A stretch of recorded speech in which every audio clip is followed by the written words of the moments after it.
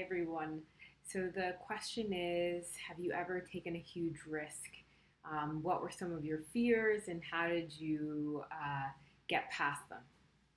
So I'll tell you a story of my first job out of college. It was a really lovely company, really generous, and allowed anyone to do any school they wanted to outside of work for free. So they paid for it for you. So most of my colleagues went off and went to business school. So you imagine you have your company that's going to pay $100,000 or more for you to go to business school. That's a great benefit. So of course I attempted to do the same and I started off on that path. And I realized, I didn't actually want to go to business school at that point in time. But I was really curious about cooking.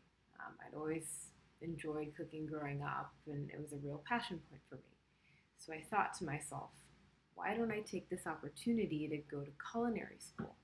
Obviously, I would keep my day job, and I knew it would be really kind of long days where I'd be working all day and then rushing off an hour to go to culinary school, cooking in a hot kitchen all night. So that was for me a huge risk. I said, what if I do this and it starts impacting my work? What if I kind of miss out on this great chance to do business school with an employer, with a company that wants to support me financially? It's a big deal. But what I found the easiest way to kind of navigate those situations is to ask, what's the worst could happen?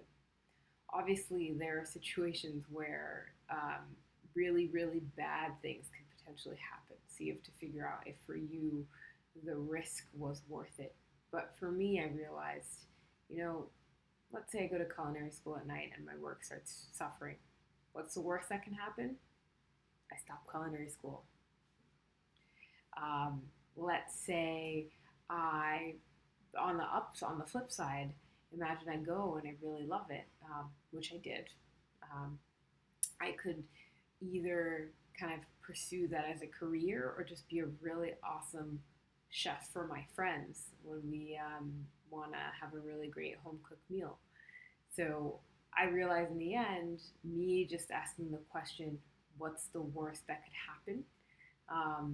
Be it in the workplace where someone could just tell you no, be it in your personal life where just someone could just also say no to you.